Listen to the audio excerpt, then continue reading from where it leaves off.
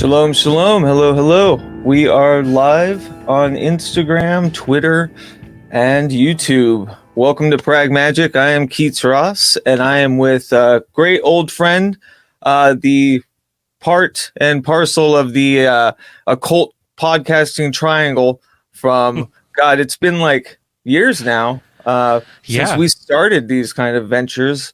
But yeah, good friend Erik Arneson of Arnemancy. Good to have you here, brother. Oh, it's great to be here. Thanks for having me on. It's good to. I mean, we haven't podcasted or done anything like this together in years. So it's great crazy to do it again. Yeah. No, it's been so long, but I know we've both become like famous millionaire podcasters by now. I mean, I can't believe it. Just maybe one of us, and not me, but not me. Yeah. But yeah, good to see you. You couldn't we saw each other in Portland a couple weeks ago, and it reminded me all of the wellspring of knowledge and personage that's around me, and sometimes I can get so caught up in my own brain and oeuvre or art barfs or whatever that I forget to check in and keep up with everybody, and it's so silly because you're doing so much great stuff, and your podcast has always been wonderful, from My Alchemical Bromance to Arnemancy. I think I was your last My Alchemical Bromance guest too.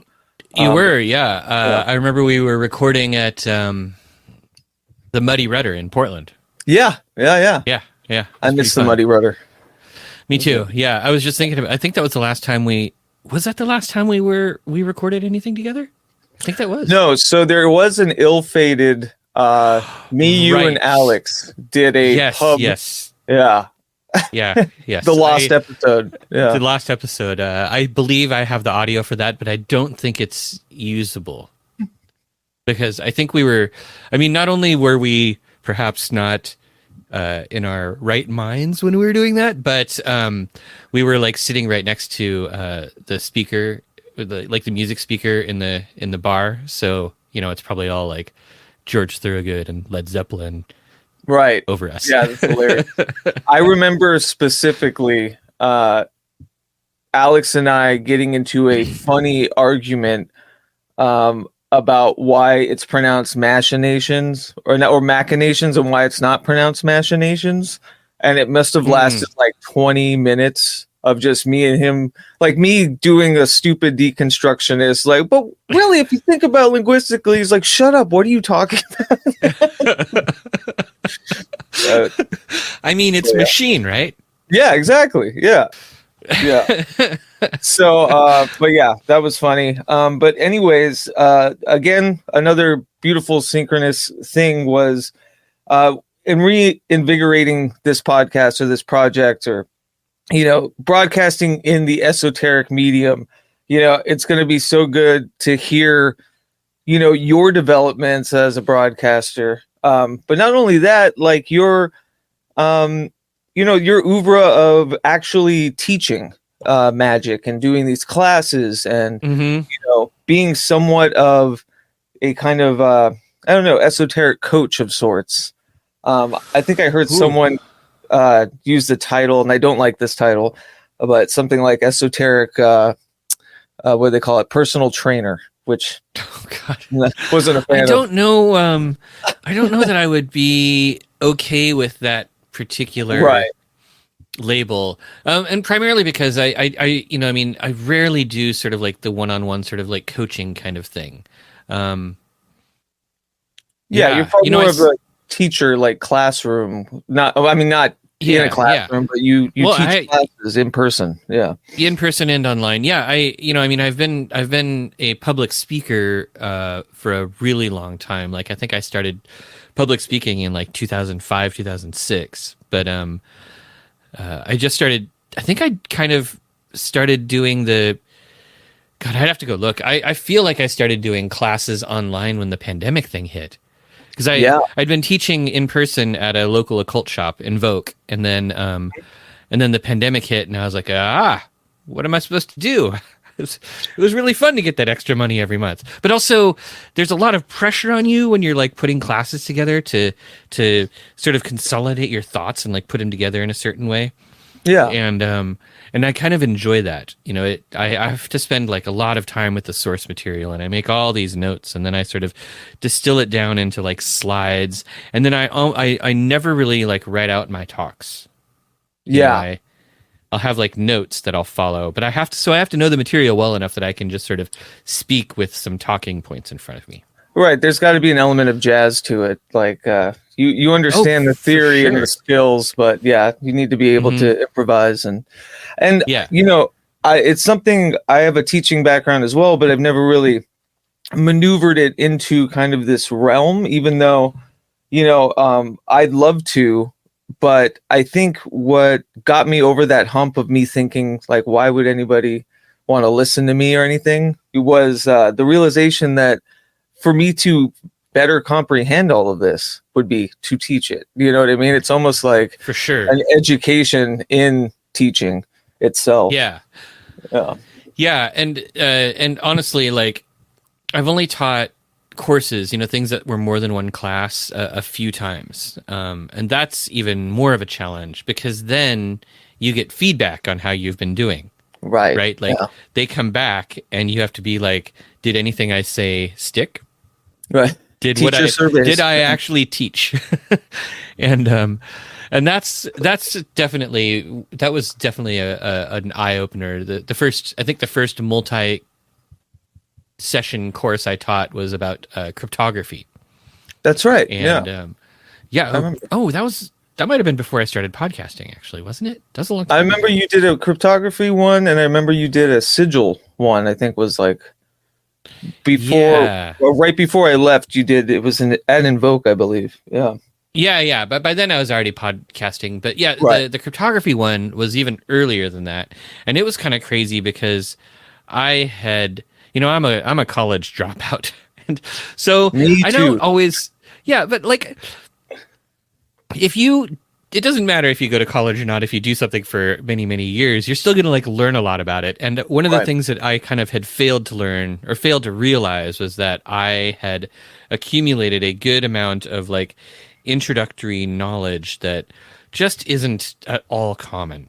You know, and so I went in there thinking like, oh, this is going to be fun. I'm going to teach people this stuff. They're going to love it. And like the first class, it's all just like, what's this mean? What's this mean? And I'm like, oh shit, I have to go even further back than this. Right. You know? Yeah. And so that was something I thought about that a lot when I started doing classes on occult and magic because it's super easy. I mean, the occult world, the occultosphere, or whatever the hell, are we allowed to make up words? Yes, I do all the time. Yeah, well, I mean, it's filled with like people who have been nerding out on it for decades. Right. And when you're somebody who's been nerding out on it for decades, you kind of tend to talk to the people who have been nerding out on it for decades. But when you want to take this material and make it accessible to other people who haven't, you know, been doing that, but still want to get the benefits of it, you really have to like take a step back and be like, okay, what's considered basic knowledge here? Right. It makes me think of something that, okay, so when I was in college, I was studying physics, and it makes me think of something that my intro to physics professor taught, which was, which was something like, he hated going to faculty parties because every physicist is expected to know all the basics of English literature, right? Like, oh, of course you've read Dickens. Oh, of course you've read, Pride and Prejudice. Everybody's read those books, something like standardized knowledge. Yeah. Right. Except that the most basic physics stuff is not standardized knowledge. So like if he brings up Isaac Newton, people are like, who? Or they'll be like, what? They'll be like, oh, you mean that guy with the apple? And he was like, it's so frustrating. I'm like, yeah. I mean, it's true. There is a fine line. I think there are folks who do the introductory side really well. I think there are people that do the highfalutin really well. And there also needs to be a space for, the kind of permanent intermediary, types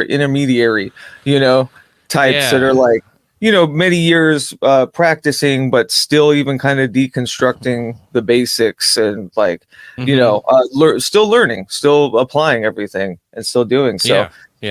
I do see those factions, and I know that you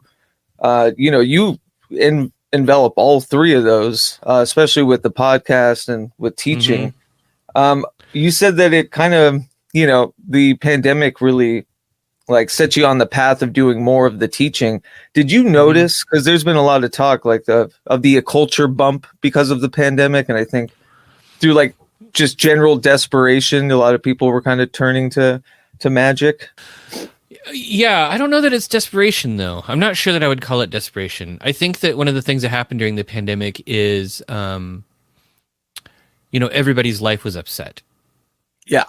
And I mean, that is, you know, literally part of the magical path, right? The path of the initiate is like everything gets upset. You know, things get turned upside down. And I don't know that it's necessarily desperation that would drive people to magic because of that, as much as a realization that things aren't exactly as they seem. You know, systems aren't as stable as they seem, or life isn't as regular and predictable as it seems, you know? So I think it may have also been sort of a sense of curiosity. Like, if that part of my life wasn't true, what else isn't true? Yeah. You know? And it's enriching the mundane because now you're forced to kind of sit and meditate with it, you know, all the time. Yeah, for sure. Yeah, because, you know, a lot of us ended up everybody was stuck at home, you know, almost everybody. And so you had to spend a lot of time with your own brain. Yeah. Your own mind.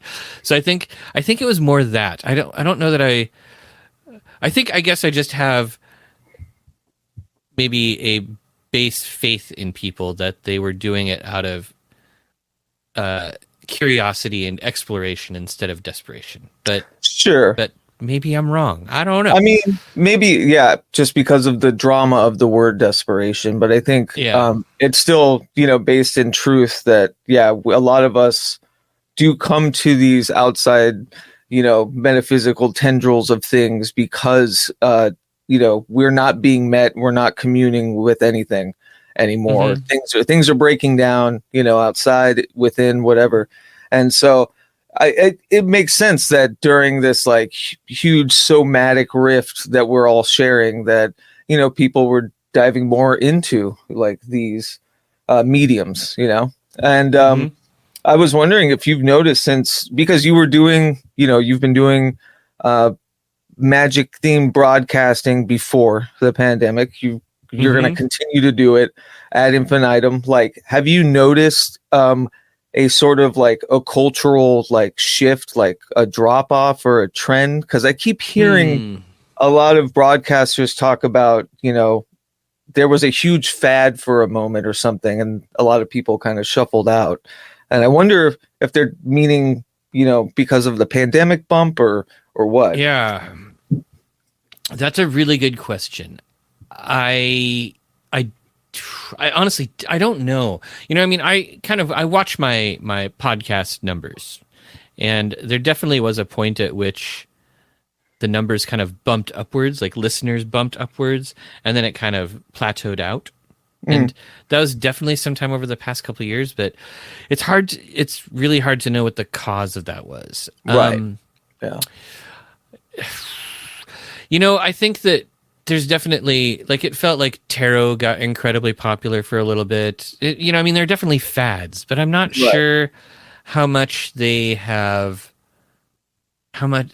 That's a good question. I wish that I had an answer. I'm thinking and trying to figure out, like, and I honestly don't know.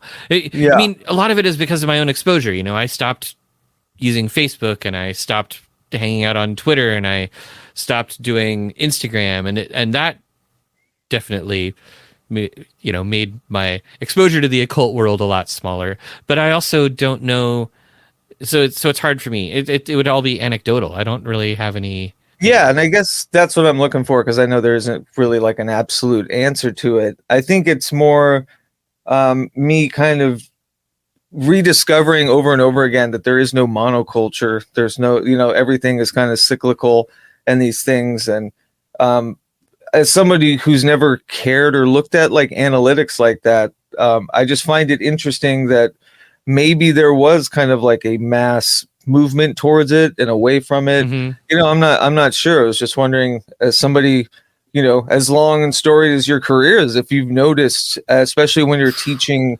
kind of introductory stuff, are you seeing a lot of people coming to it, Yeah. I haven't done any like really introductory stuff in a while. I don't feel like. I feel like I've been kind of focusing on intermediary stuff. And so I've been teaching classes in person again at Dark Star Magic in Portland, which is a blast, by the way. The next time you're in town, if you're here during the day at all, you should go check it out. It's a really cool place. I'd love to. I follow them on Instagram, and I know they've had a brash of like recent break-ins and stuff, which is unfortunate. Yeah, that was crappy. But they look awesome. It's great. I'm glad that there's more shops popping up. Oh, me too, and especially event spaces. So, and I feel like my audience there, the people who show up there, has sort of skewed a little older than I've seen before. Mm-hmm. So it could be that there's things about it that are generational, that honestly, I guess what my feeling is, I feel like I'm attracting an older audience now. Like they aren't all like in their 20s looking for their first, taste of the weirdness. They're kind of like, in their 30s or 40s or even older than that, and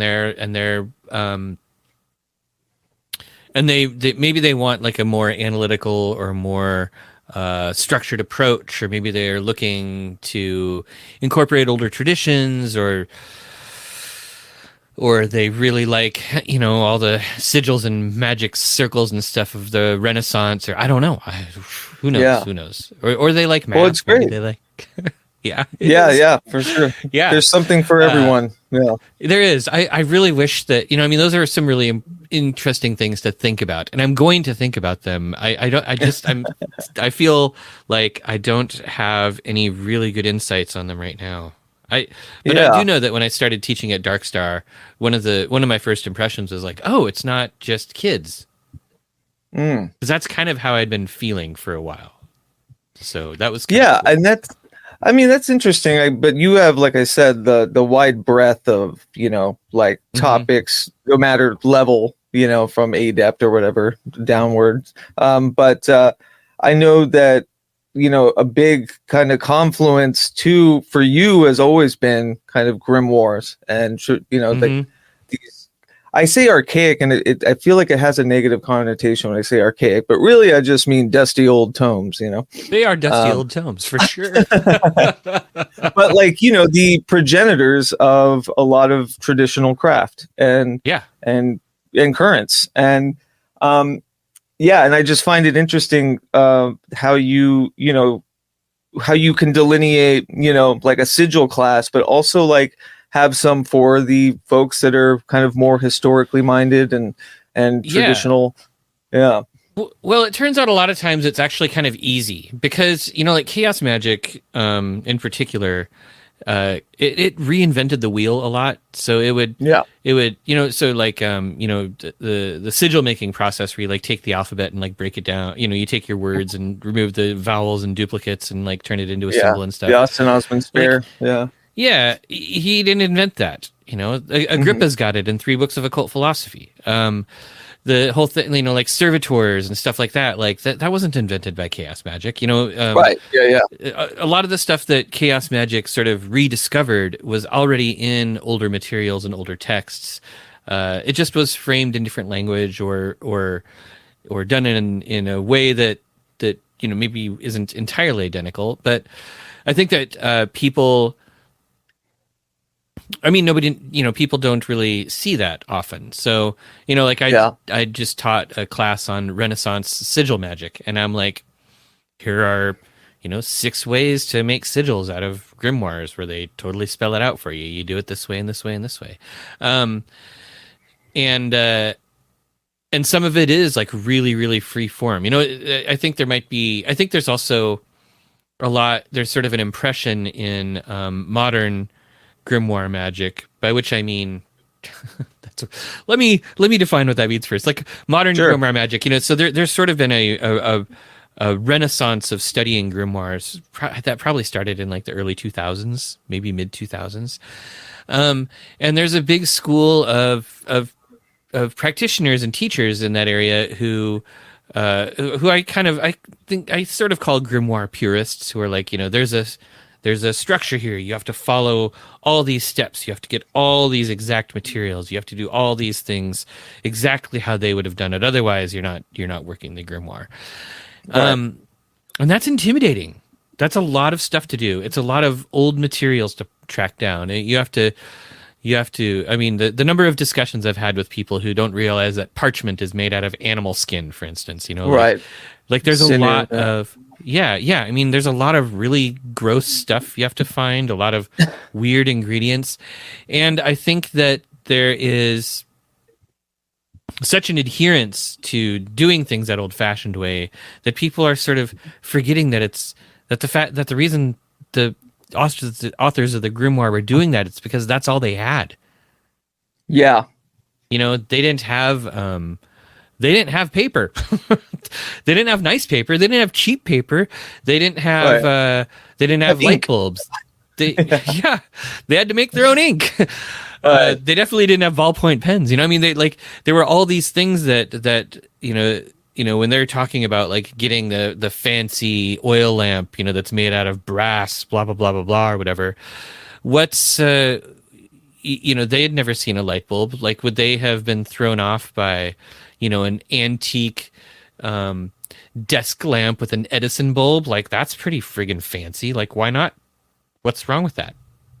I love that you're touching on this, because I think a lot of what I find the roadblocks with people when it comes to that, is not only like the material hunting, but there seems to be like an implied classist kind of ideology where like you need to be afforded the time and like the wealth to find these materials, and I don't think that's like necessarily at all what they were meaning, but that that could be a roadblock. But I also think right, and you'd be great to talk to about this, but like when like you were saying, like when is it okay to cook, right? Like when is it okay to be improvisational? Like how do you delineate what materials were just kind of the time and kind of largely inconsequential, and which ones you really do need to seek out?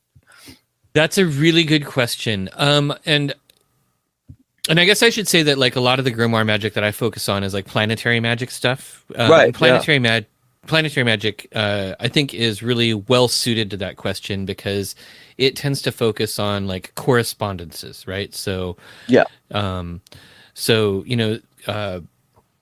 you can find like clues to how the correspondences are supposed to work or how you're supposed to look for them in texts like the 3 books of occult philosophy, where it's like, things with, flowers with 6 petals are, partaking of the sun, or, things that come out at night are partaking of Saturn, or, there are all these little rules like that. So you can kind of look at those and find your own correspondences, because the concept is that like the planetary rays are sort of awash. The whole world is awash in them. Everything receives the influences from all the planets. And it's you just have to animus.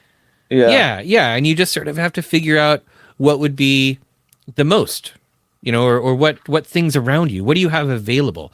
Modern witchcraft, like kitchen witchcraft, is like great at this. I remember seeing, TikTok witches or Instagram witches or whatever talking about like if you've got McCormick spices, those are great. Like you don't need to go find wild basil leaves and pluck them. Like just use some dried basil. Like it's gonna be fine. And we see this in a lot of traditional texts too, because we have some working grimoires from cunning folk and hedge witches and even like operating sorcerers, like the Sorcerer's Handbook from Venice. Like we see them making shit up and am I allowed to swear in this show? I'm sorry, I just used an adult word. Yeah, absolutely, swear away. Okay. But we see people using those sorts of things or like improvising all the time. Are you still here? Is Keats gone? Okay. Oh, sorry about that. Yeah, your No swearing problem. did that. No, I'm just I'll do it joking. again. Yeah. But anyhow, like I was saying, we see people doing those improvisations a lot in actual working magicians' texts and notebooks and stuff. So it's not old. I mean, it's not new. And yeah, there is sort of almost a classist sort of thing there. Like, who in their right mind is going to be able to afford all of the leather and gold and inscribed chalices and daggers, from like the Key of Solomon, Right. Or can you know, afford, the 6 months of retreat that you need for the Abrahamsson, exactly. But also at the same, and that's okay. We see, for instance, like the pentacles in the Key of Solomon get repurposed in some forms of folk magic, and that's cool. Like I've experimented with that a little bit, and not only is it cool, but it is actually kind of fun and easy magic, especially nowadays because we've got laser printers and colored paper. Right. Yeah. Oh man. No, and I love that. I love that confluence of the, kind of modern ramshackle kind of technologies, working within those constructs. Like, as you were saying, like, having a laser printer. I mean, a lot of the, sound magic, the ability to work with cassette tapes and drum machines and, you know what I mean? Yeah. Or sampling kind of Tuvan throat singing or something. And, working with the hemisync kind of binaural stuff, just, with the Walkman. It's just, it's incredible stuff. But yeah, I love this idea of this, because a lot of my practice too is it's ramshackle like that. It's very much like kitchen sink, what do I have around? And I've always loved that. And yeah, I guess that is very much part and parcel of like the cunning folk kind of, paradigm or whatever. But I'm seeing a lot more be embraced, aside from, as you were saying, like this, I don't want to say snooty, but kind of snooty, highbrow traditionalists, which there's a place for that too. There's a reason why we're able to study these currents. And that's because people are continuing to charge them, the way they were done. I'd be hard pressed though to find like documented proof that somebody in this day and age could, to the T, like perform, like a ritual from a grimoire, back then, like to the T with every ingredient, or like, even, goat sacrificing, which it sounds absurd, but there is a little bit of that, There is. Yeah. I mean, especially if you go back to the Picatrix or the PGM, like there's lots of animal sacrifice.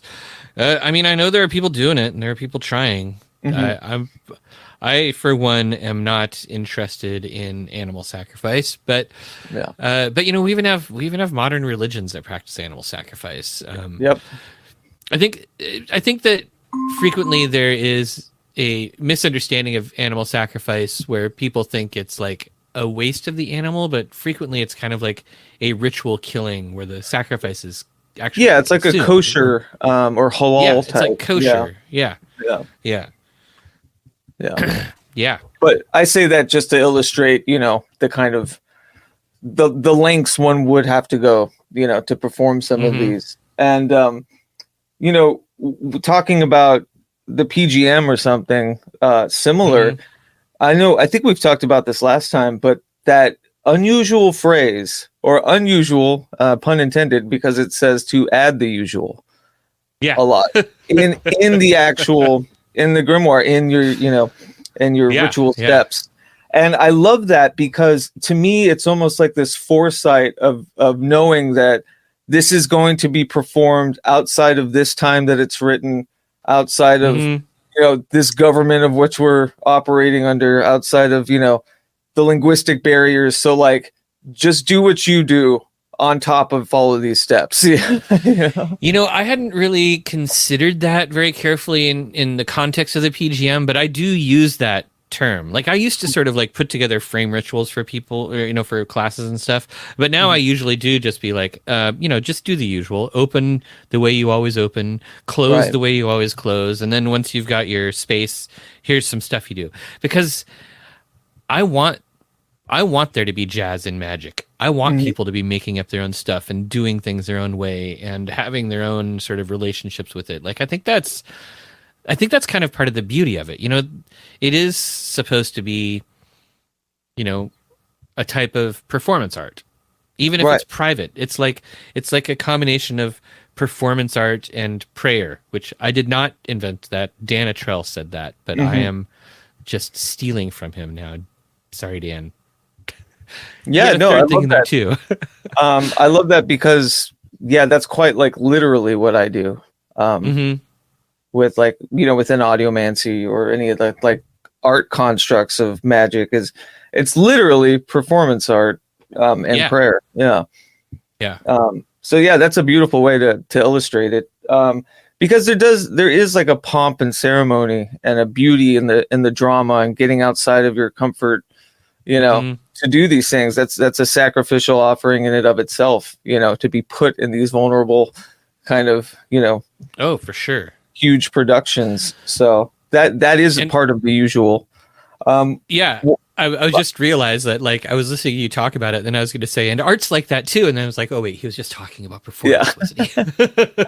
But yeah, I mean, but that's, I think, part of the beauty of it, right? Like, there is sort of like, you know, the like magical stage fright, right? Like you're overcoming sort of like what the hell am I doing? Why am I wearing this weird white bathrobe and a crown of herbs on my head and lighting candles in my living room? Like, what the hell is going on? Yeah. Well, and that's a lot of what was behind, you know, the past year or so, doing these audiomancy, like improvised live streams. And like part of that was that kind of sacrificial part of these are all improvised, so anything could happen, and I'm going to be accountable to it because it's going to be streamed live. So it's kind of like a, you know, humiliation ritual somewhat, you know, but what it's done is wonders and training kind of a rhythm like within to kind of trust yourself when you know, working under this. Like it's almost like because when you do perform these rituals, they don't have to be live streamed or documented. You are performing to specters, right? Or to the other, or even to yourself. There is a viewing party of some sort. Yeah. You know? Yeah. Yeah. Which is, it's wonderful to think about. See, no, you're not alone. But I was using, so the Divergent Magic book I put out, I found one of the uses recently was actually deconstructing what the usual is. And so I could go back and have it listed like what these operations are. So that once I create another, you know, ritual, I can couple it with, you know, add the usual at the beginning and the end of this, you know, and then I'd have it, you know, written down and listed. And that's been wonderful in kind of a schematic of like these characteristics of your own personal touch on things that you don't normally look twice at, you know what I mean? But now you can kind of deconstruct and see like, oh, interesting, these tethers of how I'm doing this. So where does this come from? Yeah. How do you, so like, do you find your usual has sort of evolved over time? Oh yeah. I would say I've delineated it into like a few usuals. You know what I mean? Like, yeah, I think I kind of have too. I think I know what you're saying. Sort of like depending on what system you're working with or what your intent is. Yeah, exactly. Like even when I just want to like sit down and meditate, I still kind of have a usual before I start, I guess. Right. Yeah. But I love that because it's so intrinsically you too, what this usual is. Yeah, And speaking for sure. of, meditation, that's something like, have I ever really broken down like what, like just my general meditation practice is? Have I documented that before? If it's not like doing a certain type of meditation, like how do I, get into that state? And yeah, finding out like the voices and like constructs of how you talk to yourself to get yourself into these usual spots, has been really interesting. Yeah. I don't know that I've ever really spent a lot of time paying attention and being aware of that, but I think I'm going to have to now. That's some good insight. It's interesting. I think it's more humorous than anything. Like there's like an intrinsic humor, I think, to a lot of the stuff that I've found in myself. Like there's a part of me that has this weird kind of objective, like judgmental thing towards me that I find funny, like, double speak. Yeah. But yeah, all that to say that I love that, you share that ethos and what you're doing as far as, teaching these grimoires, but also, wanting the jazz, wanting the, the usual, the many usual, right? To be a part of it. And you said you're teaching this Arbitel class at Darkstar. Can you talk a little bit more about that? I actually have a link too. I'll share. Okay, yeah. I think the Darkstar class is a really, really great example of it, because the Darkstar, I'm sorry, the Arbitel class is sort of a really great example of what we're talking about, because the Arbitel hardly contains any ritual. It's a lot of just sort of do the usual stuff, but there's nothing in there that requires you to have, fancy daggers or ritual cloaks or anything of that nature. It kind of, the Arbitel is a really, on its surface, kind of a simple grimoire. It's not very long. It's basically 49 aphorisms, or these like short little sayings, except for one of the sayings, which is very long and has all the Olympic spirits in it. And a lot of it sort of contains stuff like, if you want to practice magic, you have to like be a good person. You have to work on being good. Like, don't be covetous. Don't be cruel. Like, try to be good. And that's something that really, really caught my eye a few years ago. I don't know how many years ago, 10 years ago, maybe a little bit more, because I had been working with these sorts of, I want to call them like virtue systems. I sort of think of them as like, they're sort of like practical spirituality. It's like your spirituality, your magical practice in the privacy of your own home is one thing, but what happens when you interface with the world? What happens when you go out and you encounter the world? Like, is your magic affecting you as a person? So in particular, I was attracted to this system called Musar, which is kind of, I guess, a kind of like exoteric Kabbalah. And the whole, I think we've talked about this before, haven't we? Yeah, you've mentioned it before. Yeah. Yeah. So Musar is all about sort of like finding these sort of like divine traits that we're supposed to emulate, like honesty and loving kindness and all these sorts of things, and sort of nurturing them in yourself. So when I came across this stuff in the Arbitel, I was like, oh, hold on a second. There's like a parallel here that's kind of interesting. But beyond that, the Arbitel does this whole thing where another big element of it is like, this book is about learning secrets and learning how to keep secrets. And the secrets are things that are revealed to you through your practice. So it gives, the Olympic spirits, the 7 Olympic spirits, one for each planet, and then there's sigils. And then it tells you, like, these aren't the right names or symbols. Like, you're going to have to go find those yourself, and they will be private to you, and they will only be good as long as you're alive, basically. Like you can use these maybe to jumpstart things, but you're really going to have to, try to be good and try to do all these prayer. It doesn't even have a lot of prayers. It has like one prayer, right? So there's hardly any real spell work in the Arbitel, just sort of this almost like guide for bootstrapping your own thing. Yeah, yeah. And so I've always really, really liked that. But then it also has some elements of grimoire numerology and like remedial math that grimoires seem to love so much, you know.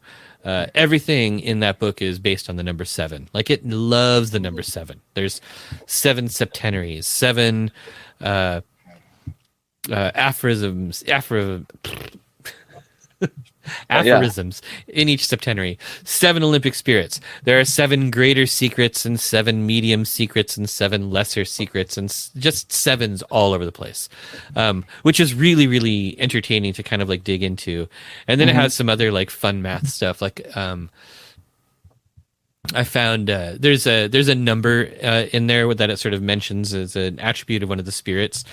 And I was looking at this number and I'm like, why? What's up with this number? It's, what is it? 36,536. And I was like, that's not a multiple of 7. Like, what's going on here? So I went and looked, and it is 4567 times 8. Wow. They must have, the author of that book must have thought they were being very clever. I love it. But that's the kind of intrinsic intent that I hold dear in a lot of these, you know. Me too. Just that, it's just you're forever unpacking, and it's like, the Easter egg kingdom, you know.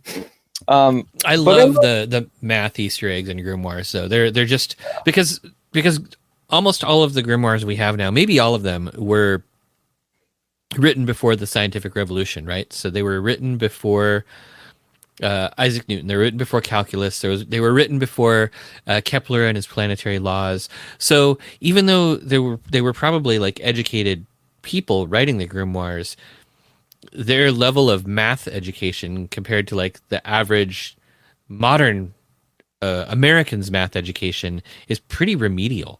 Yeah.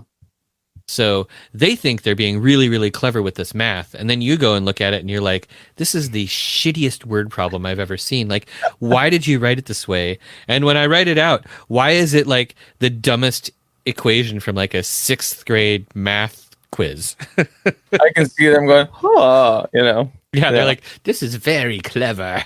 Keep your secret. No one will understand my secret math.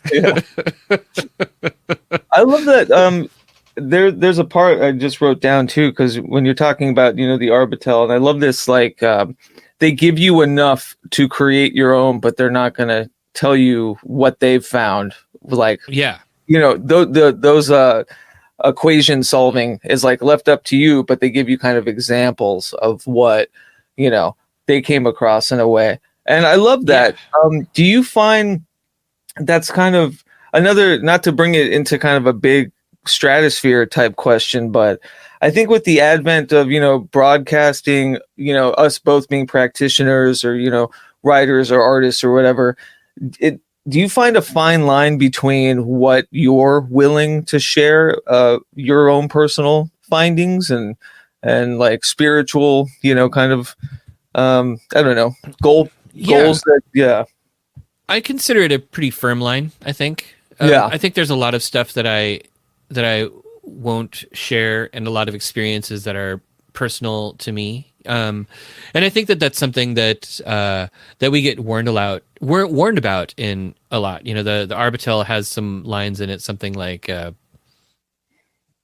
I totally was just typing this out. I bet you it's on my other screen. But it's something like, you know, don't give good meat to the dogs or something like that. And then, you know, like Trithemius, he writes something like, give hay to an ox and sugar to a parrot only. You know, like there are these constant admonitions to, like, you know, the things, the secret experiences, the part of the secret experience and the inner experience is yours alone. Sure. And I think that's really important to learn, and I think it's important to kind of stick to that. And I think a big part of that is because, you know, a magician or a virtuous magician who's following these sorts of paths should be humble. Mm-hmm. And I'm not super good at that all the time. But that's what a so humble remember, person would say. Yeah. Maybe. I mean, it's just sort of like in the heat of the moment or getting caught up in just life. I think I can be sort of an arrogant prick every once in a while.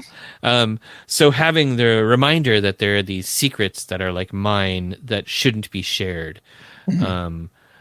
I think it's sort of an important reminder, like, you shouldn't be bragging. You shouldn't be boasting, I mean. Yeah. I guess I never, when I, was thinking of that question, I didn't really consider the, like the successes. It's funny because like the way I was visualizing this idea of like, from the artist, to the practitioner, like one I think is kind of very drawn to sharing good and bad experiences through. I guess there's a secretism and symbology through the art, but like as a writer, like I am. My whole thing, especially with like Haunt Manual and stuff, was to talk like warts mainly. Like the successes themselves are basically like if something was like created, right? It's not. They're not like, I've reached another echelon of adeptness or something. It's more like sharing the rough and tumbles of a personal practice. And I was wondering. Because I'm finding myself now, I think after years now of sharing this type of stuff or discussing this stuff, like, there are some things that like I don't need to paint myself that naked all the time, Oh, for sure. Yeah. And I think maybe that might be part of the difference between or I don't know if difference is the right word, but I think that when you are making art that is meant to be shared and performed, that's something where the goal is to show off what you're doing and what you are creating, right? Like that is specifically made to share. Even if it's magically operant work, it's still something that's being made specifically to share. Yeah. So like some magical work though that is sort of, it's like writing in your diary or writing like secret poems in your diary.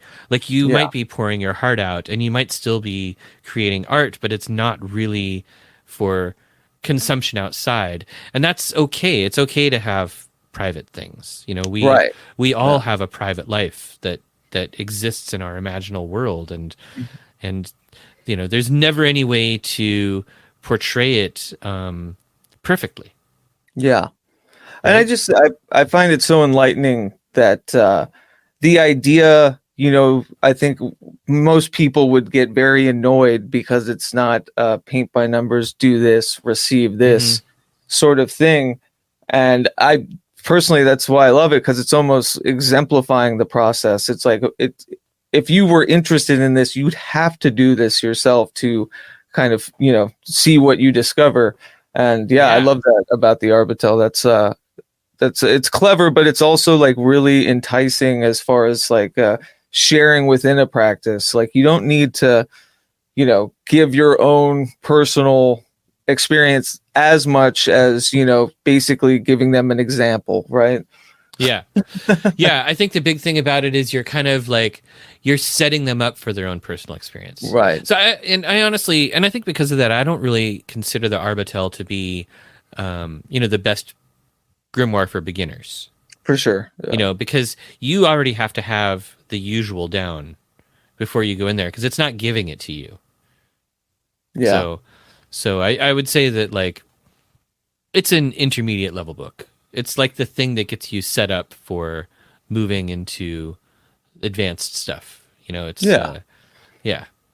I find it fascinating how like you've kind of talking about applied kind of modern tactics to working with these grimoires. That secret mechanism of it just like really spoke to me, especially as I'm sure it has spoken to you as being a broadcaster, as being a writer within all of this stuff. So you're already finding like an application of it through how you're teaching the knowledge, right? Yeah. Yeah. Yeah. I mean, and it makes it tough. You know, I teach art of memory classes a lot. That's right. Yeah. And the art of memory, especially the way I use it, is to me very private. And the feedback I always get is like, we want some examples. And I'm always like, oh God. So it makes me have to like go back and think of how to present examples that aren't necessarily things that I've used. Right. Because, you know, a big part of art of memory is like mnemonic images that can be very personal or very, you know, revealing about my inner life that aren't necessarily meant for other people to see. So, right. Yeah. So and like you sharing that alone could also like it should just muddy the waters. You know, they could be focusing on something they shouldn't be. So yeah. Exactly. So I've done stuff where I've like just worked on getting good at coming up with memory images on the spot that are, you know, good to share and stuff. But yeah, I definitely, I guess in summation, I do find that there is a pretty firm line for me. Yeah, I love that. I guess you'd have to be too. There's also kind of a journalistic aspect to all of it, especially as a, you know, a writer and a teacher.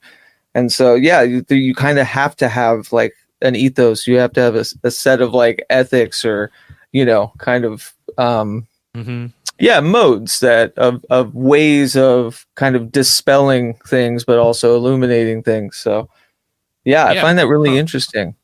And I know you for a long time have worked with the art of memory. And I love that in the sense that I remember reading once somebody asked a magician, I forget who exactly, but they asked him, you know, what's the best book I could get to begin magic? And they shared a critical thinking book, you know?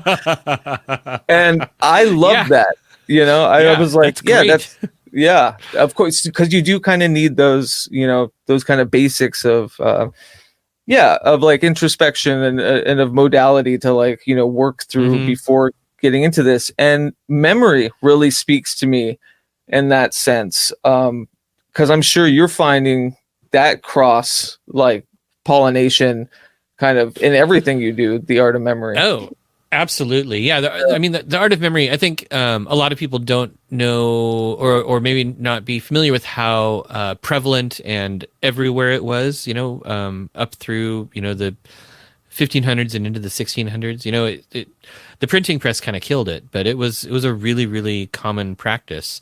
It's alluded to in the Arbitel, actually. The Arbitel mentions the art of memory. You see it all over the place in some of that older stuff. And I think that, you know, one of the things that I've been trying to get across to people is that Renaissance magic, like grimoire magic, is imaginal. You know, it relies very heavily on the world of the imagination and the inner vision, you know, and I mean, and this is just such a huge part of it. It comes up over and over and over again. It's easy to ignore, you know, and but it's still there, and it's one of the biggest, I think, hurdles that people have to get over in order to approach this stuff, or even approach magic in general. Is you can't do magic without imagination. Sure. Like it's in the word. Yeah. Yeah. Are we going to make up a new word? Imagination? Nope. Magic Nation. Awful. Yeah. Imagination. Don't get me started on portmanteaus. I'll be here all day. Portmagination. Yeah. But no, I love that. Like, you know, for somebody that is going to take your class, do you give, you know, a kind of like a list of prerequisites, for lack of a better term, or like kind of material for somebody that wants to take an Arbitel class like you have coming up? And I put the link in the chat. That's also in the description. But do you kind of let people know what they should prime themselves with maybe before jumping in?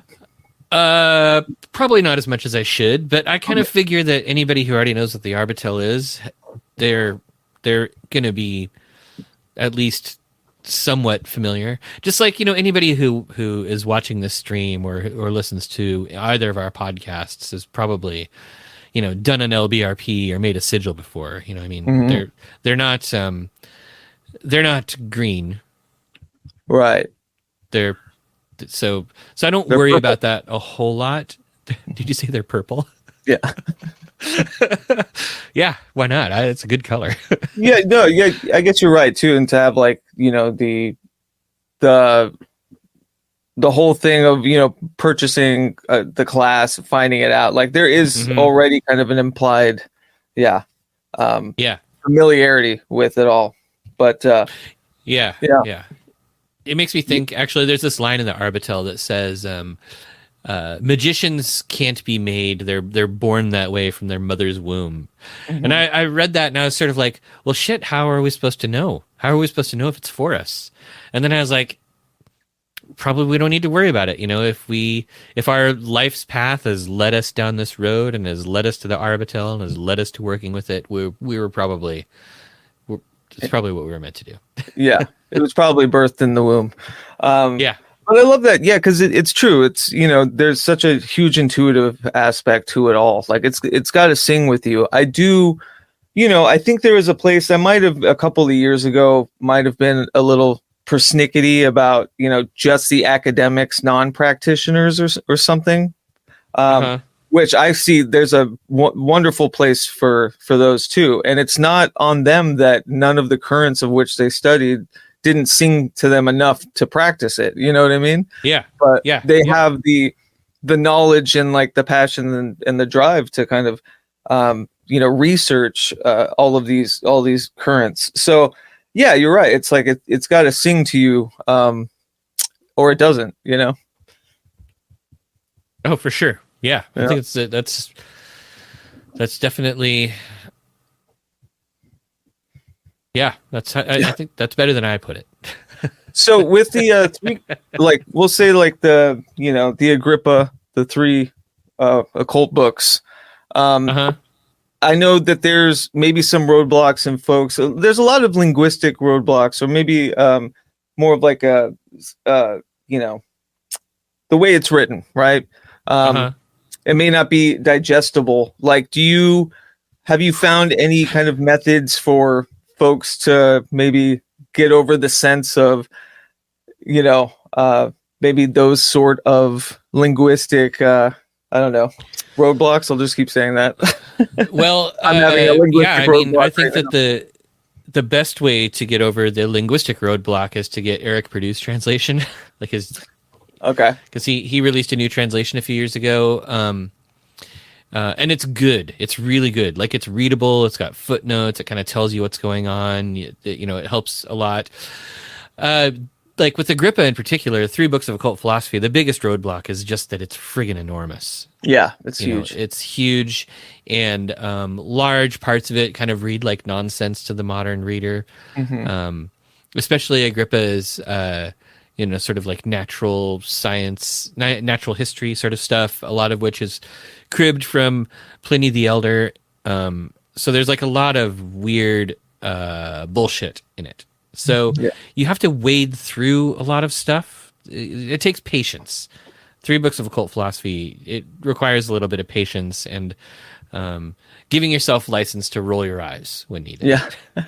That's what it means. That objective, judgmental ghost of yourself that can laugh. You need the critical thinking class. Yeah. But I think also that as you start to get into it, you have to understand, like, when Agrippa is sort of speaking literally and when he is speaking in a way that doesn't necessarily require us to, abandon 400 years of science. Right. 3 books of occult philosophy was published in 1535. Like, Agrippa never even got a chance to read Copernicus. He had no concept of the modern view of the cosmos or the world or whatever. Like, he comes from a time that is very alien but also strangely familiar to us. Sure. Yeah. And so that can be confusing. It can be really tempting to just throw everything out. Yeah. But But what I've found is once you start getting into places where he's talking about, the role of imagination or the role of divine light or his approach to sort of viewing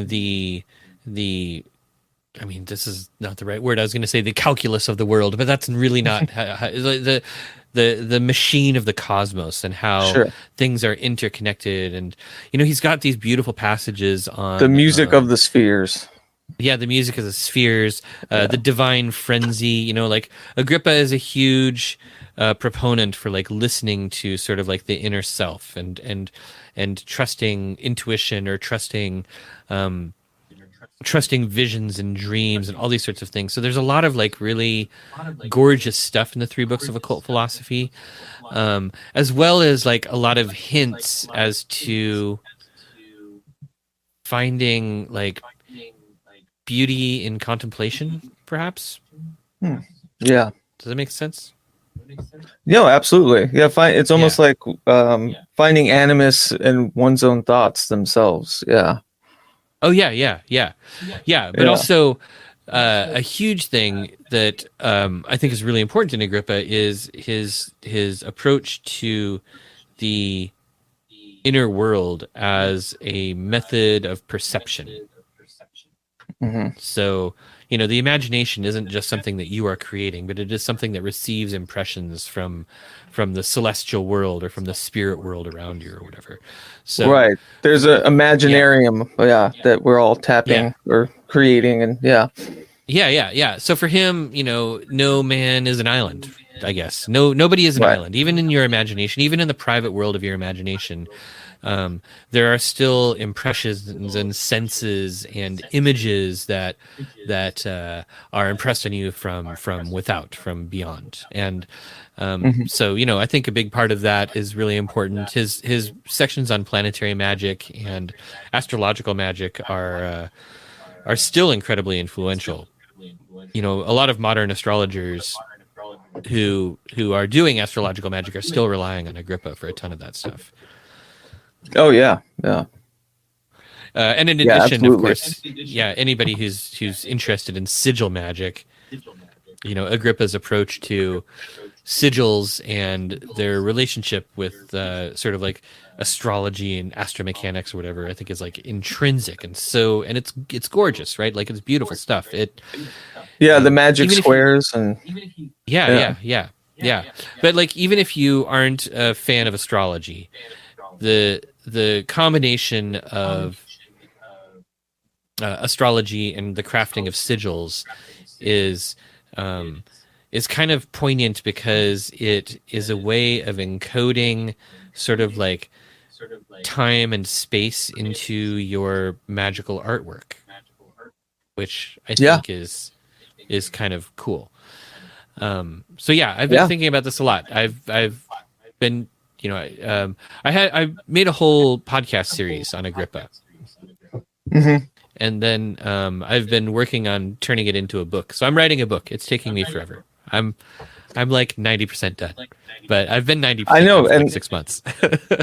Well, it was so funny because when we were talking and we were talking about possible subjects, like it seemed like we both had hit that synchronous, kind of modern applications of these otherwise kind of archaic, currents and whatnot. And you told me that you were working on a book kind of about that, right? Yeah. I think, my book is very much sort of focused on bringing, making Agrippa relevant for the 21st century magician. Like, how can you take Agrippa seriously, and what can you take seriously? What do you absolutely have to throw out? What is deserving of attention? Like, so, and there's a ton of it in there. Like, his stuff on correspondences is super important. His sort of like approach to the cosmology of spirits is sort of like a really huge part of modern magic, but it is rarely looked at very closely. So, that's, I think, something that's important to dig into. And then his stuff on imagination And then kind of just understanding some of the things. Like he leaves a lot of secrets too. He leaves a lot of stuff where, you know, he's like, here's a thing I know exists, but I don't know how to do it. Right. Yeah. Yeah. Which, you know, I love that I think not to make it about me, but just as like a personal experience, you know, parallel is that, yeah, it's like haunt manual or whatever. It's not an actual manual for somebody to do, like to you know, to perform these exact things. It's more of like a collection of like how somebody created their own in a way. And like these are the findings. So maybe it's like more intrinsically motivating about the way towards magic and artistry or whatever, you know. And I can see that in like Agrippa or the Arbitel, like there's like a spectrum of that as well. Like you know, here's how here are these kind of you know, these equations, right? And these are the possible ways to do it, but like again, we're not gonna, you know, flesh them out entirely, but still there's like there's a method, there's like a magical motivation, like a missing link, I think, on a lot of you know, these works that I find a lot of people ask me when they're starting. It's like, yeah, but I need magic to be motivated to do magic, you know. Like I need an operation to give me some drive into you know, getting in the deep end of all this stuff. So yeah, have you come across that at all in your teaching? Have folks kind of, you know, just had a hard time with that first step? Yeah, I think everybody has a hard time with that first step. Yeah, you know, I mean, you and I probably just don't remember it very well because it was a while ago. But like, oh, I remember it every day. Yeah, it's still happening. Yeah, I mean, yeah, I still have it too. Yeah, because I mean, you go through long periods of not doing shit, you know, where your altar just sits there and collects dust or whatever. Yeah, I mean, I usually just tell people that they just have to make the jump. Like, you just have to just go do something. Like, go do a ritual. See what it feels like. Go sit and meditate for 5 minutes. See how it goes. Yeah, do a ritual to do rituals, and when you're doing that, you would have done a ritual, so you're doing the ritual. So, the fastest way to make magic work. Yeah, to do magic to make magic. Yeah. But I love that. We did have a question from Instagram. Woo122 says, so where should I look to find Agrippa's thoughts on sigils? Maybe I'll wait for your book. That and the books of occult philosophy. I mean, you should. I mean, God, let's see. It's in book 3. Oh wait, I think it's later in book 2. But just flip through until you find the parts with the magical alphabets, because it's right around there. Yeah. And you'll see. Yes. Yeah. But also, I was going to say, and you should wait for his book. Yeah, but I do have a class on it called Renaissance Sigils. It's just, I don't think I have it offered online yet, but I'll be doing that soon. Beautiful. Yeah, and yeah, some folks on YouTube. We got Oswald Spangler, who's ready for the guitar. That's coming. Hi, Oswald Spangler. You know, famed philosopher. Oswald yes. Luciferius. What's up, dude? Hey, Luciferius, how's it going? Man, it's been a while since I talked to him. Yeah. Well, I mean, should I play some guitar? You should. Yeah, let's break out some guitar. Let's hear some applied magical jazz. All right, I'm going to warn everybody that I'm not very good at music. Let me give a little bit of background on the guitar. So, when I was a child, when I was very young, back in the 20th century. I took piano lessons for like 10 years, but then I didn't touch keyboards for ages. Like even when you and I first met, I lost him again. Oh no, I'm still here. I just wanted to give you full screen. Yeah, even like when you and I first met, like I wasn't doing any music then, but I was given a digital piano, like, I don't know, 2019 maybe, and I started practicing again. And then when I was on Lex's podcast, we made some sort of joke about keytars, and the idea got stuck in my head. So I did end up getting a keytar. So I have a keytar here. It's going through a Korg Volca FM2, which is an FM synthesizer, and I didn't practice any songs, so I'm just going to make some shit up. Let's do it. I'm going to go ahead and mute and give you the spotlight. I'm going to mute my microphone, and if you tell me that if you want me to stop, you just have to yell at me. Sounds good. Okay.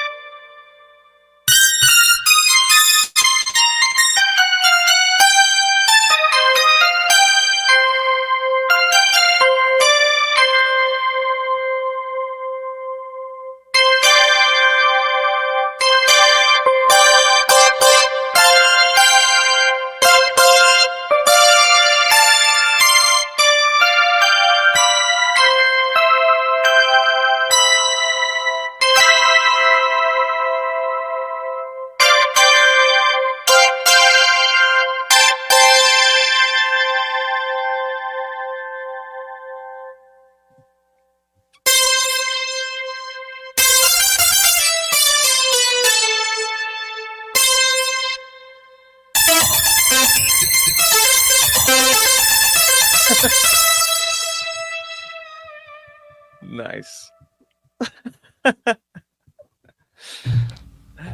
And just a little bit of synthesizer abuse. I loved it. Yeah, going through the vocal as you're basically like your synth brain, because that's a MIDI trigger, really, right? Yeah.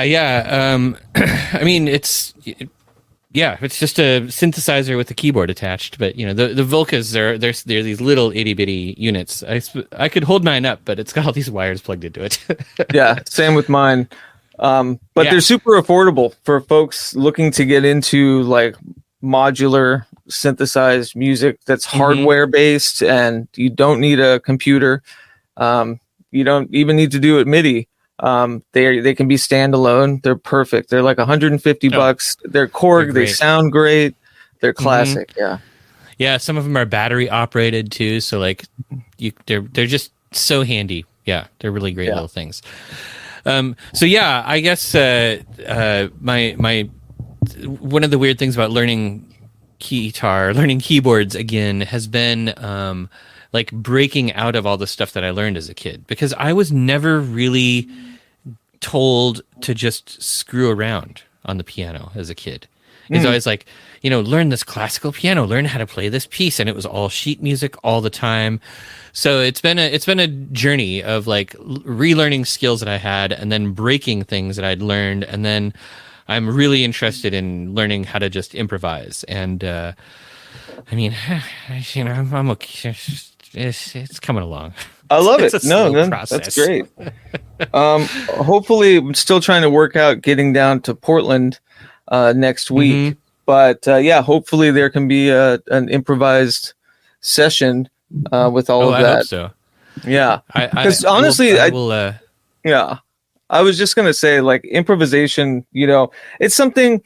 Like, I was never really a fan as like an audience member so much, not in like the construct of like, you know, American like rock and roll, like improvised music, just, you know, but what I found is that transposition of, you know, like this ramshackle kind of metaphysical workings is improvised communion, right? And then kind of putting that with music and all the talismans or instruments and tools and like this intuitive kind of dance or choreography with it has like it's just been a wellspring of of inspiration, really.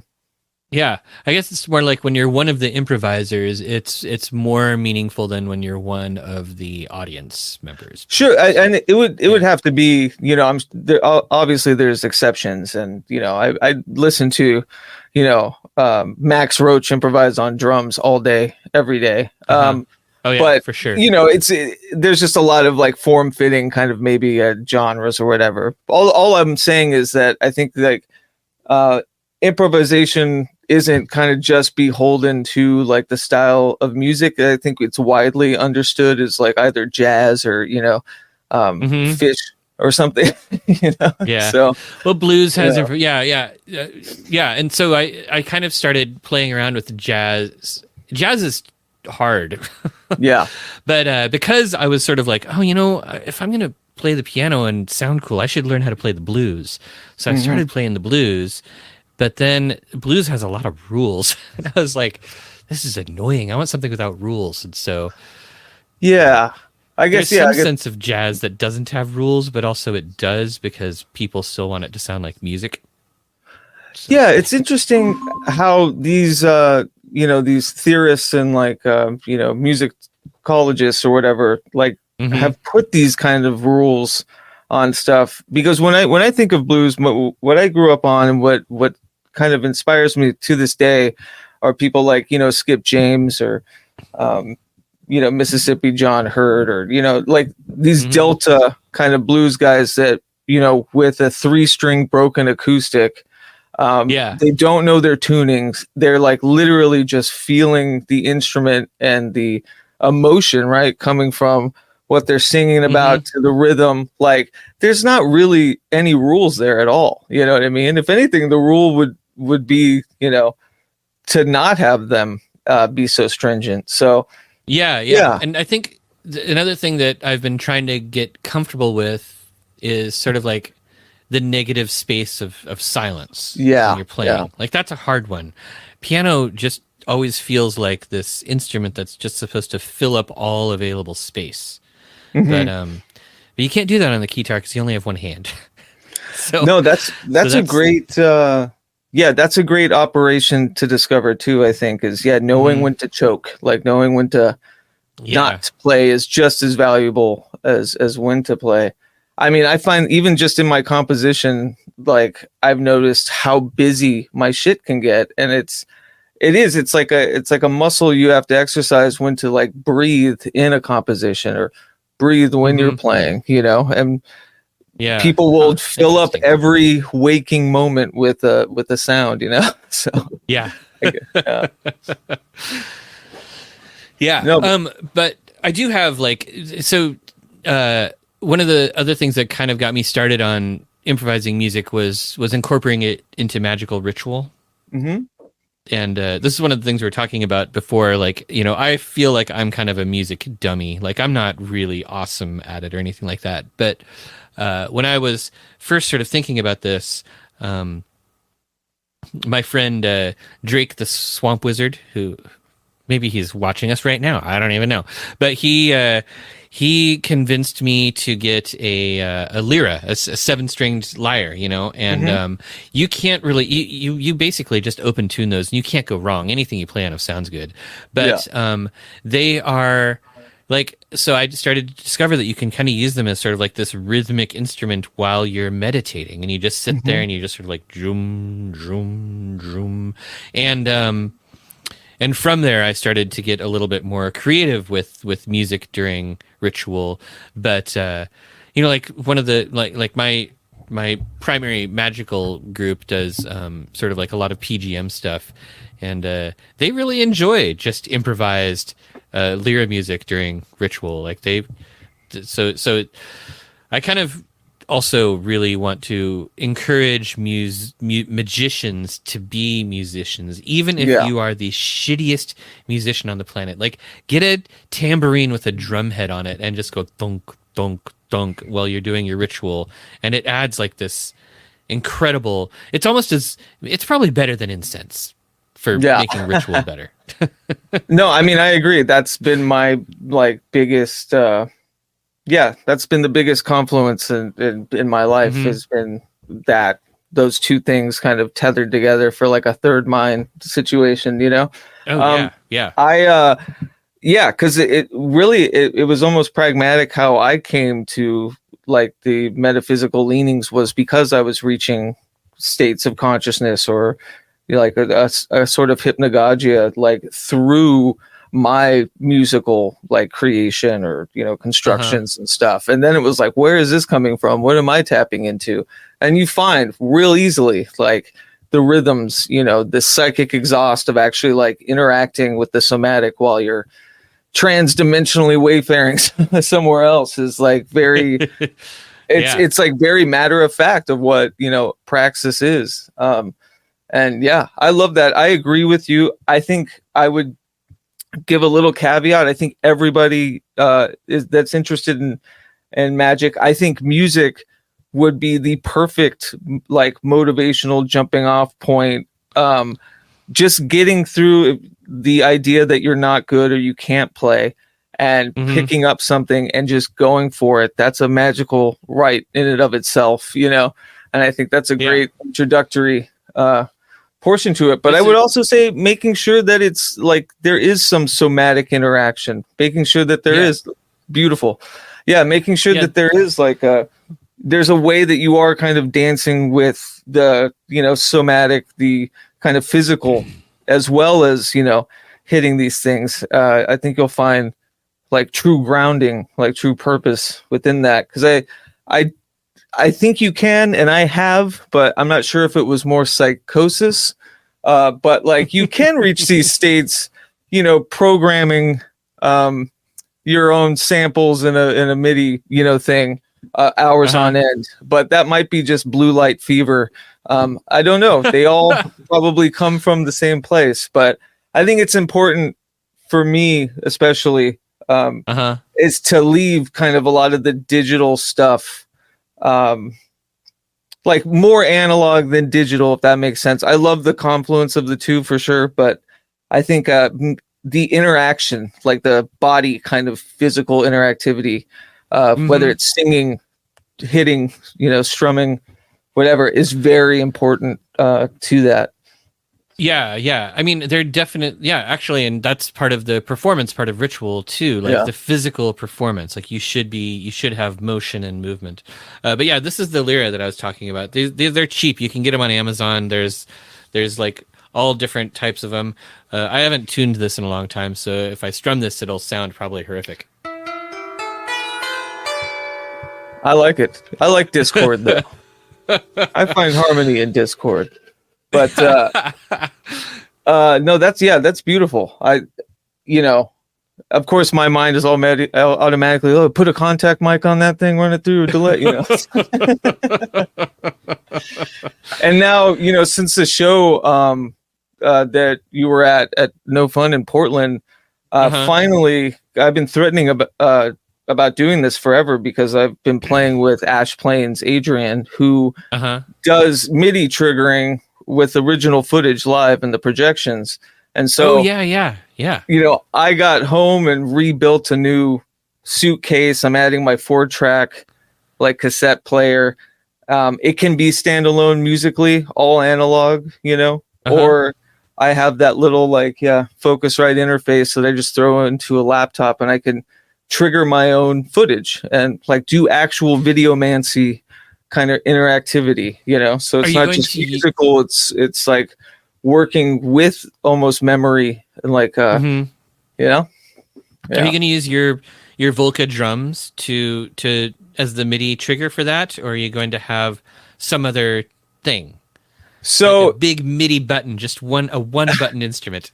No, so right now what I have is I have basically the cassette tape loops, the drum machine, maybe my own hardware effects.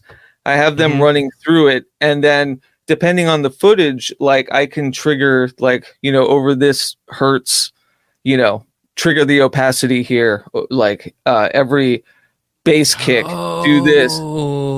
Every tape loop that comes in, play this footage or whatever. So it's like it's all reactive, but it's that kind of talismanic building your universe. It's like That's not only are you awesome. constructing all the sound and like through ritual, but you're also interacting with footage, with like a Right. 4-dimensional almost like projection and construct of things. Yeah. So That sounds really cool. yeah. And the tape looper, does it send out MIDI signals too? No, it's Oh. purely analog. Yeah. It's just Cool. it's my 4-track. Yeah. Okay. Like, yeah, cassette. Because when you saw me at the show, I was using like just a cheapo handheld cassette thing, and was like, this is ridiculous when I have 4 tracks where I've recorded on different tracks, and I could actually live mix things from the 4 tracks. So, but yeah, that'll this be is cool. all coming back to this ramshackle kind of kitchen sink, like what I have around, being magnanimous with like otherwise mundane applications of music, and like, yeah, igniting those little processes and having real fun, like creating a space, a magical space, or a world, basically, right? So for sure. and that's all this is all like affordable stuff too. It's not what I loved about you talking about the Korg Volca, or people, if they're wanting to break into this, you don't need an expensive laptop. You could use your phone. Like, there are all these ways to like, and there are some super super cheap MIDI controllers that are still great. Yeah. Oh yeah, go to Goodwill.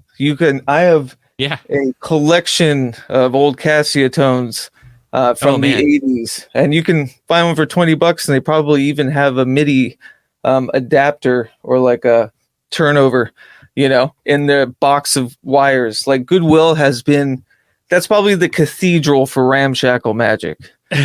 Goodwill. I'm afraid to go to Goodwill, because I know that I'm just going to come home with more junk, and I just don't. I have already way more keyboards than I have hands, and I feel like I feel like there should be a cat rule. The cat rule, like your household is on the verge of becoming a crazy cat house if you have more cats than hands to pet them with. I love that. Yeah, it's a good rule. I feel like there might be cat. Yeah, the rule of cat. I feel like there might be a rule of keyboard that is similar to that. Yeah. Well, this is the issue, right? With the ramshackle magic is like, the suitcase that I've spent all this time laboring over and working with signal flow, like, all of what I'm doing with it can be done with a laptop. You don't need all of that. But like, it's the process of actually having the physical, the artifacts, and like the way to manipulate and to physically interact, with things, and the magnetic, correspondence with the tape, and like all of these like beautiful old machines that take up so much space, but you only need it for one small part, or one little thing. And plus luckily laptops are fragile and delicate and expensive, and you don't want to take them around places. Like, well, yeah, and unfortunately, until I can afford Super 8 camcorders and like overhead projection, that I can, I don't know, grow more limbs to physically operate. Unfortunately, like, after years of break saying the rule of cat. after years of saying no laptops live, because back in 2004 to like 2007, I was performing with a laptop that was old at that time. You know what I mean? And breakdowns and just quality issues, and it burned me forever to never perform with laptops. But we've gotten so far, and the technology's gotten good enough that it should be fine. I just can't get around the video and the projection stuff without a laptop. But it's taken years to fit all of these things in a suitcase. You know what I mean? Like, it's taken years of trial and error to figure out. Yeah. Well, I mean, you have to find the exact right gear that does exactly what you need it to, and then you have to figure out if there's a small version of it. Yeah, I mean, I went through that same thing, like, because I want to be able to perform live with the keytar, but I don't want to haul around a giant synth unit. Right. So the brain. tiny Korg was so perfect. I'm like, oh, I mean, it makes noise. Like it sounds enough like an electric piano. Before I hit any of the switches and stuff, It sounds enough like an electric piano that it's fine. Yeah, it sounds like a synth. Which is cool. I love synth. Well, it's great. It's hardware too. Like that's what I was saying. It's got an out. You can plug that thing into an amp, and you're fine. There's no need to bring a laptop into this transaction. Right. And I like that. I did get an amp. I got a like a $20 battery powered, like I think it's like 3-watt or 5-watt amp, and it like sounds a pig nose. Yeah. Oh, worse than that. Yeah. but like a little cheap thing like that, and I mean it can get loud, but it makes everything sound like a super bad surfer guitar. I love it. That's my jam. I know. But I was going to say, the next step is to fasten a utility belt that holds the Volca and the amp, and to busk with it. Just to walk around. That's my next goal. That's my next goal. Your next attainable goal. Yeah. I'm going to go busking. I think at first I'll probably be kind of stationary in one spot, but I'm definitely going to go busking. So anybody who lives in Portland, start carrying loose change. Yeah. For buskers. For guitar buskers. Throw change at somebody. Yeah, that's funny. Harmony in Discord, that's exactly what a solitary lunatic would say. Thank you, Oswald. I think it's like was Oswald Spengler like the father of nihilism or whatever? I have no telling idea. Me I'm a solitary lunatic. I mean, it's a familiar name, but I feel like the profile picture there kind of reminds me of the main character from The Shield. Oh, for sure. Yeah. Be a Beautiful. I think this was about your lyre, Lyra. Oswald Spengler also says, would a harmonica that only plays the note of C be called a charmonica or carmonica? Well, I mean, oddly enough, harmonicas tend to be keyed, so you would get a C harmonica for sure. Yeah. But I don't know if it would, evolve into a Charmazard. Charmazard, I love it. Its final form. He says the profile pic is the Italian singer Marco Beasley. Beasley, okay, all right. Not related to Aubrey Bees. That's Beardsley. Never mind. That's Beardsley. Yeah. Never mind. Well, great. Yeah. So other than, the upcoming Arbitel class, Arnemancy, the podcast, which is still going strong. I think we did touch a little bit about your most recent episode, just in the subject of, the kind of coaching or like the, what was the term you used that your guest was talking about? It's like a spiritual. Oh, you're talking about Nick Latursky, Dr. Nick, right? Yeah. He called it spiritual counseling, I believe. Counseling, yeah. Okay. Yeah, that's kind of a really interesting topic. I am very curious about that. Dr. Latursky is really, really cool. That's definitely an episode worth checking out. Yeah.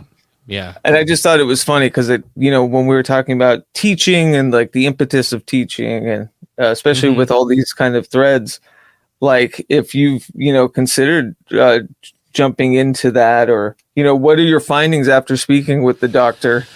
Like, is that kind of a lose situation? Well, I mean, it takes schooling, and I'm bad at taking classes. I'm bad at being in school. I'm not good at homework. I'm also not certain. I'm not certain that that's a path that I'm necessarily called towards. Right. So I don't know. I think I'd be more interested in going to a spiritual counselor than being one. Right. Yeah.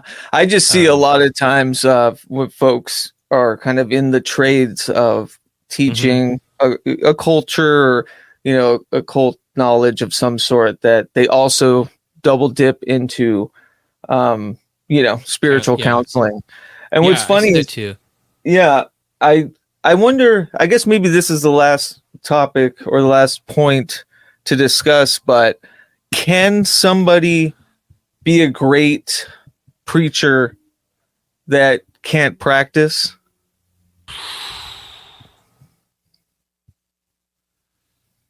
Well, I have no idea. Yeah. I mean, I don't know that somebody who doesn't practice magic could teach magic. Okay. But at the same time, apparently Eliphas Levi never practiced, and everybody thinks he was the bee's knees. So yeah, maybe I'm wrong. I don't necessarily know. I mean, I think it probably depends on what you're teaching. You know, I mean, right. Since so much of the stuff that I'm teaching is like getting people to have these sorts of spiritual experiences in a very subjective internal world. If I hadn't been practicing that myself, how would I tell them how to get there? Right. I suppose, and to tie it in with the spiritual counseling too, it's like, would you want to take advice from somebody with like sound experience, or do you want to take advice from somebody that's been through the similar rigmarole or whatever, or like the trials and tribulations? Yeah. Oh yeah, I think Dr. Latursky did a really good job. I keep wanting to just call him Nick because he's my buddy. We have lunch and stuff, but you know, Dr. Latursky, he does a really good job sort of outlining that too. He has some example stories that some of his clients gave him permission to share, where you listen to him and you're like, I would not know what to think about the advice that I would be getting on this particular issue if I didn't have confidence that the person giving me the advice had gone through some sort of spiritual experience or magical training or magical practice or something. Like sometimes you need to have gone through all the shitty fire before you can tell somebody how to put it out, right? Like how else are you qualified? I mean, maybe that's what the schooling part is about. See, I don't know. I'm not qualified to talk about this all the time. Yeah. I know these are big questions to end on, but it is kind of, I think, relevant, especially for somebody that works within the fields. Also, you know, to touch on what we started talking about in the beginning, kind of the cultural zeitgeist of folks looking into this. And then, you know, with that comes the influx of folks that probably shouldn't be teaching or counseling that are, or, you know, oh my God, like tarot readers who don't know what they're doing. Yeah.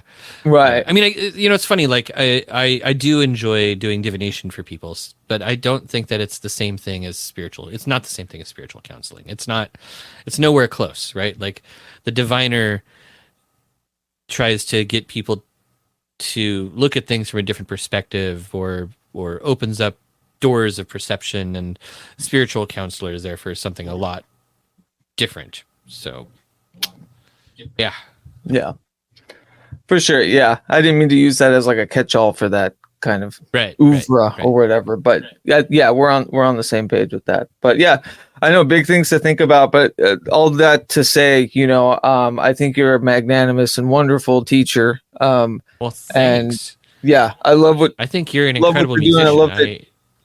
I love what you're doing. But yeah, no, and I think it's great that, and I think you know, we definitely are in the same kind of area of things right now, you know, that how do I say it? I don't know. There's like a lot of parallels, and I love that you're, you know, really opening up musically, and I love that you know, you're helping aid in kind of the applications of, or opening the roadblocks that people might have about, you know, these old grimoires. So your work is appreciated. I'd like to. I mean, I feel like if nothing else, we're in an occult renaissance out there, and I want to see some cool innovation that builds on some of this old grimoire stuff. So the best way to do that is to get people to look at it and stuff, and then go play music about it. Yeah. And make art, because art is magic.